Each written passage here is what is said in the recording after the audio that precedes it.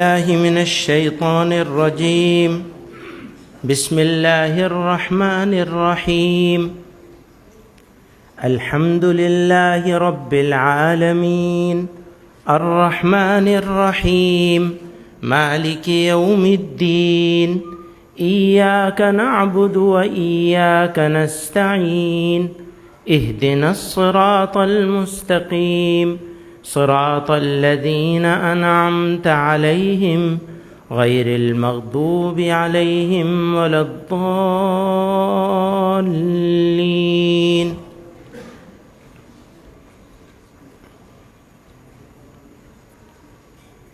आप सब लोगों को ईद उल फित्र की मुबारकबाद।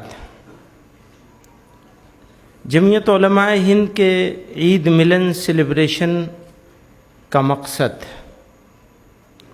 यूनिवर्सल ह्यूमैनिटेरियन वैल्यूज़ का प्रमोशन है।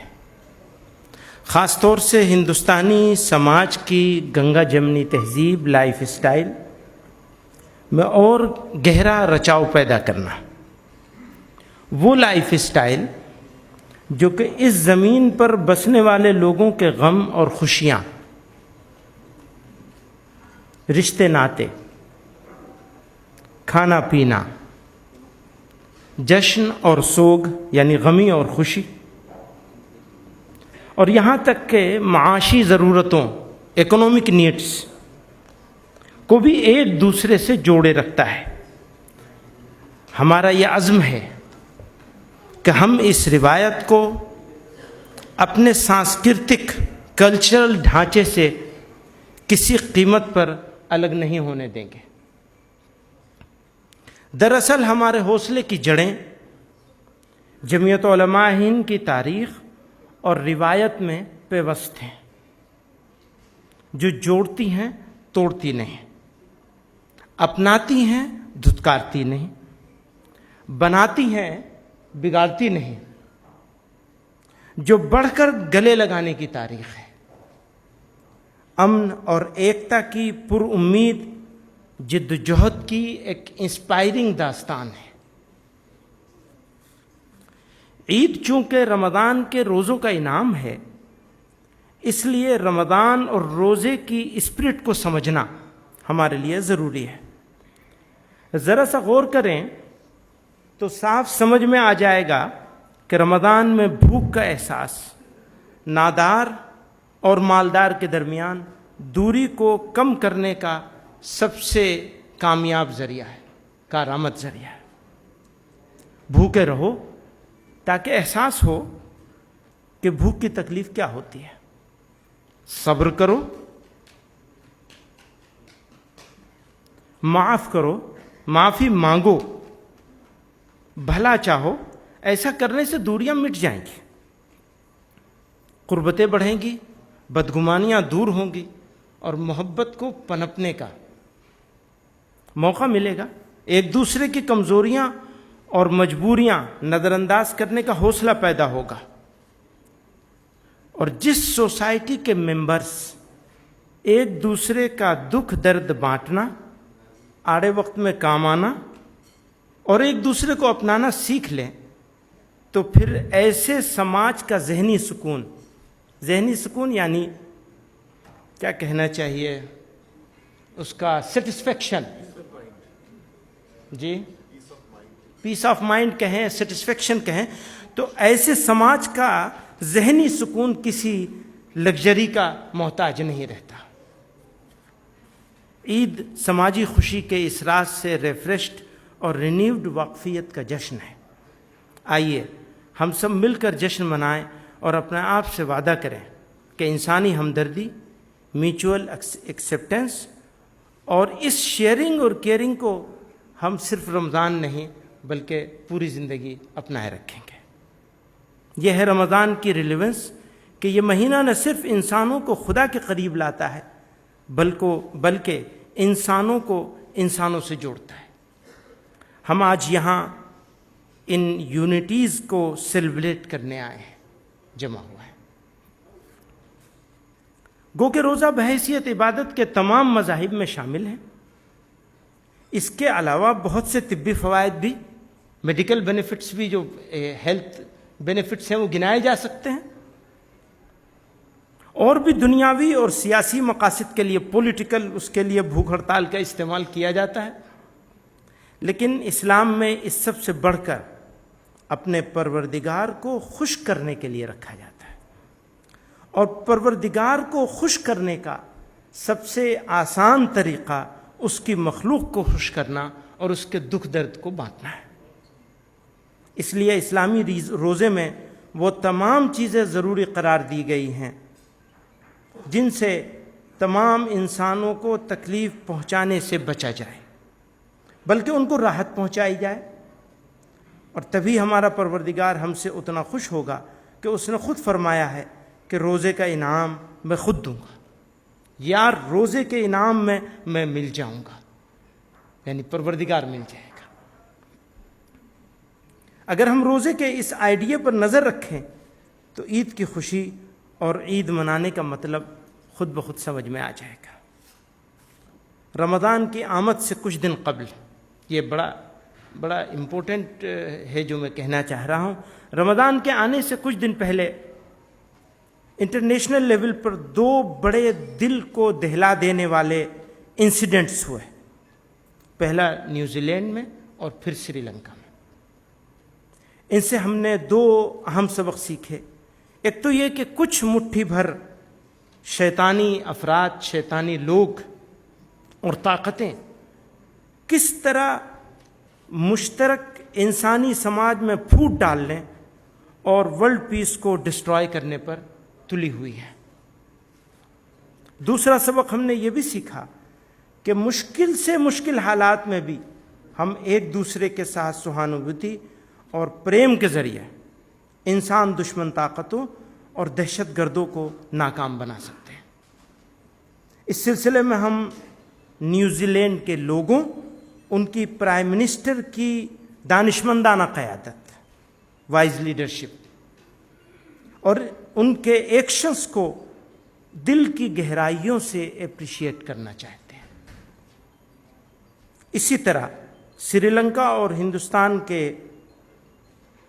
रिलीजियस क्रिश्चियन लीडर्स, मजहबी ईसाई रहनुमा, उनका भी हम शुक्रिया अदा करते हैं कि उन्होंने मुसलमान लीडर्स के साथ मिलकर ऐसे नाजुक मौके पर हमें आपस में न सिर्फ जोड़े रखा बल्कि आलमी अमन को बचाया। अभी आपके सामने ओसवाल्ड, कार्डिनल ग्रासिस और इसी तरह स्वामी चिदानंद जी, साध्वी जी, हमारे स्वामी अग्निवेश जी, मर्चेंट साहब, हमारे जमीयतुल माहिन के सदर मोहतरम हज़रत मौलाना क़ारी सैयद मोहम्मद उस्मान साहब जिनकी दावत पे ये मजलिस सजी है, इसी तरह से हमारे हामिद अंसारी साहब और मौलाना सुफियान साहब, हमारे अजमेर शरीफ से अंगारा शाह साहब आए हैं, बुज़ुर्ग शख्सियत हैं, यहाँ तशरीफ़ लाए हैं, इधर नहीं तशरीफ़ लाए, जनाब हज़रत मौलाना जलालुद्दीन उमरी साहब दामद बरकातहुम, इसी तरह से याकूब कुरैशी साहब तशरीफ़ लाए हैं। टर्की, ईरान, ब्राज़ील, ऑस्ट्रेलिया, फ़लस्तीन, इंडोनेशिया और पनामा के एम्बेसडर अभी बिल्कुल यंग हैं और पनामा से आए हैं और हिंदी उर्दू अच्छी बोलते हैं, तो मैं इन सब लोगों का वेलकम करता हूँ। और लीबिया से भी तशरीफ़ लाए हैं, तो बहुत सारे हजरात यहाँ हैं। सब लोगों का नाम लेना मुश्किल है। मैं आप सब लोगों को बहुत दिल की गहराइयों से वेलकम करता हूँ। और हम यहाँ 2 मेहमान जो ख़ास तौर से हैं, मैं इन दोनों हजरात से अगर मुनासिब समझे तो 1-2 मिनट में कुछ अपना पैगाम कार्डिनल कुछ कह दें हमारे लिए। मैं अपने लिए बहुत खुशकिस्मती समझता हूँ कि कार्डिनल यहाँ हमारी दावत को कबूल किया और तशरीफ़ लाए। फिर स्वामी जी से भी 2 मिनट सुनना चाहेंगे, कुछ 2-4 लफ्ज़।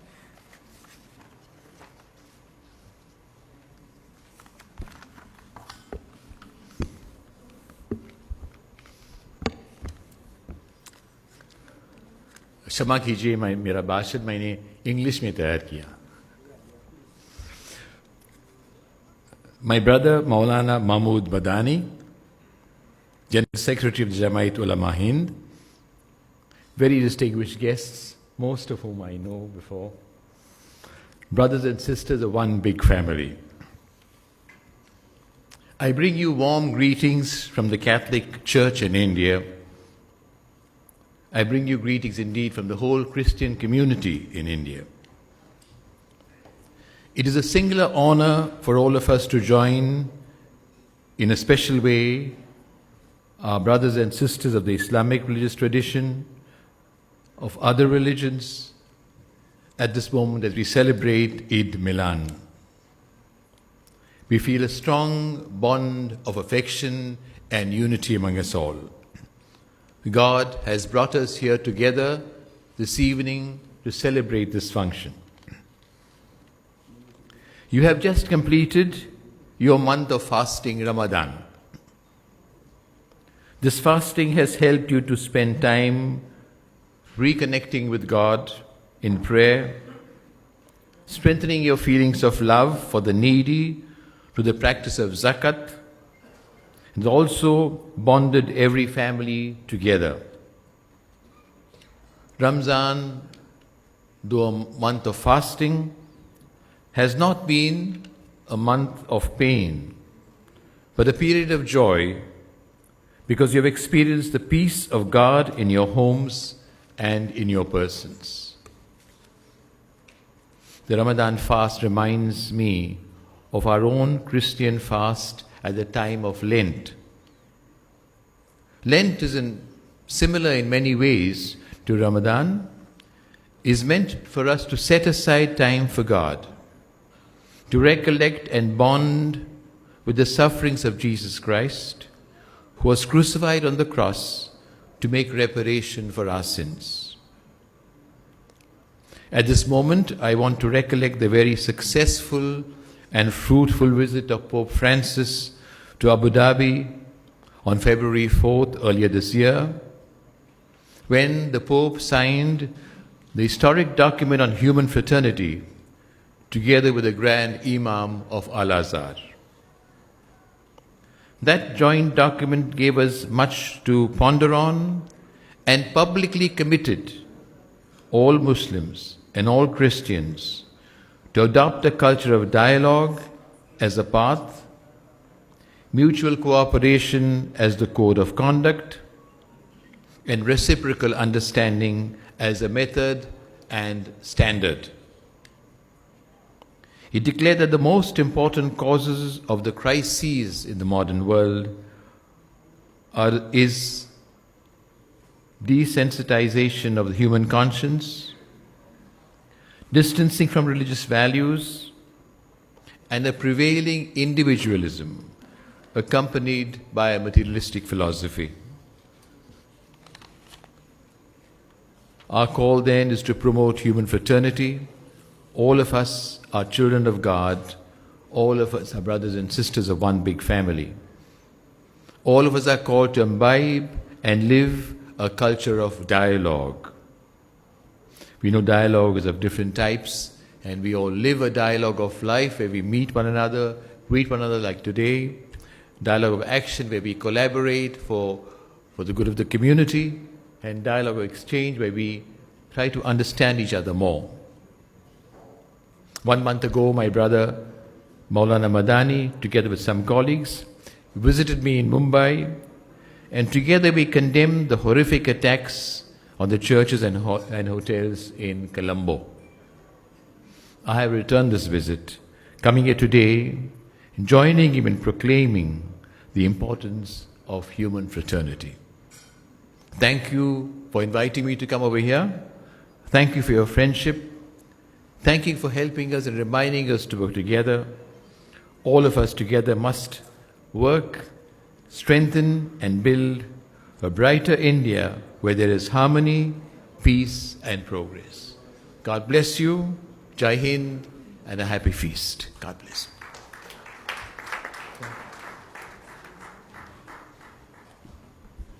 बहुत बहुत शुक्रिया। मैं दरख्वास्त करूँगा स्वामी चिदानंद जी से कि वो भी तशरीफ़ लाएं और कुछ अपने कलिमात से नवाजें। ईद का मतलब है खुशी का माहौल। ईद का मतलब है मिलने और मिलाने का माहौल। पार्टी तो एक दिन, लेकिन मस्ती हमेशा।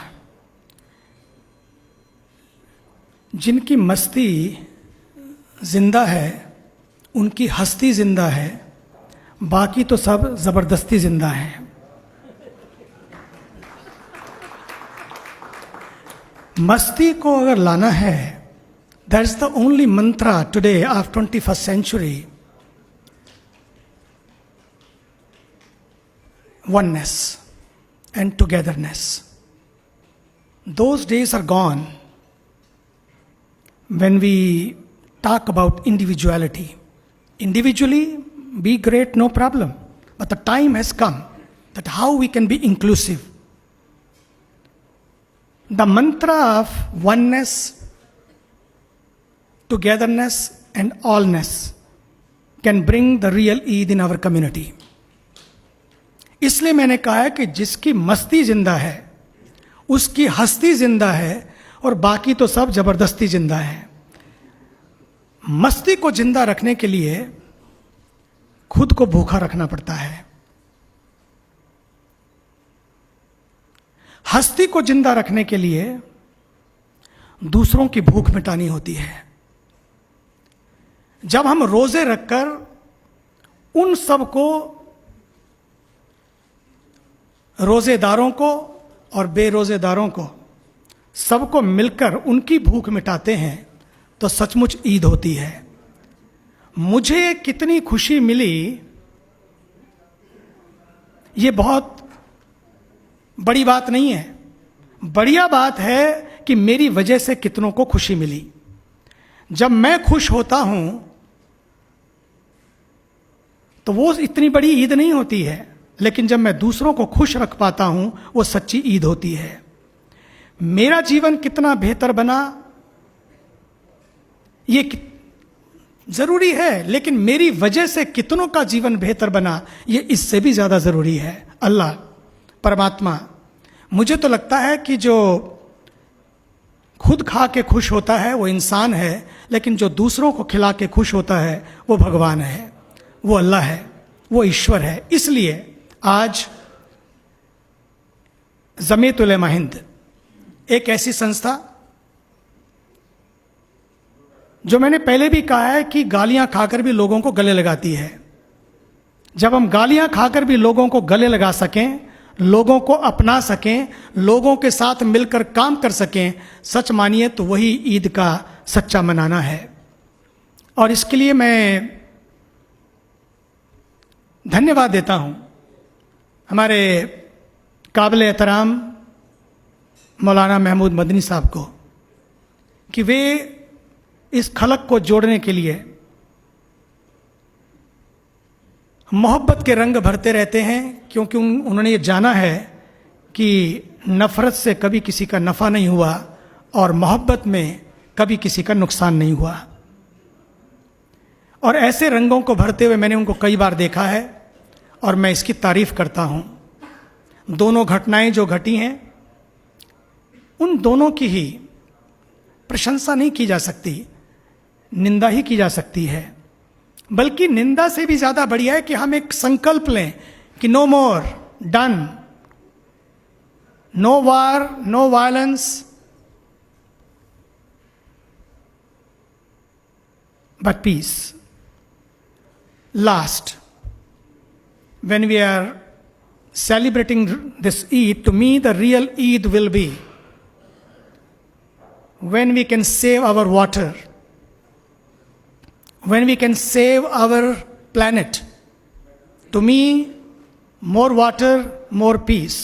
Today when I was coming, just now, in the plane I read one Economist magazine.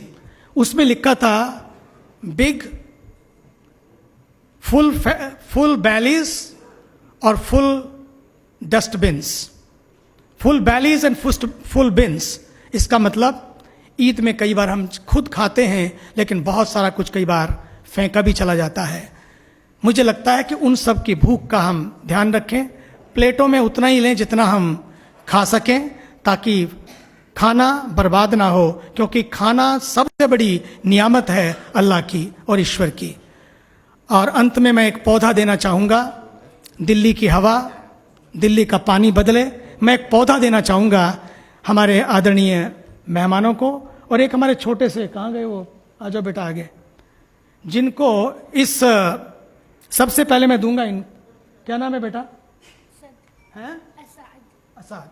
सबसे पहले मैं दूंगा पौधा इनको, कि जिनको अपने प्लैनेट को बचाना है, पेड़ों को लगाना है। और हमने इस बार पक्का किया है काबिल एहतराम मौलाना महमूद मदनी सी के साथ मिलकर 1000 मदरसों में हम लोग हरियाली के पेड़ लगाएंगे, मोहब्बत के पेड़ लगाएंगे।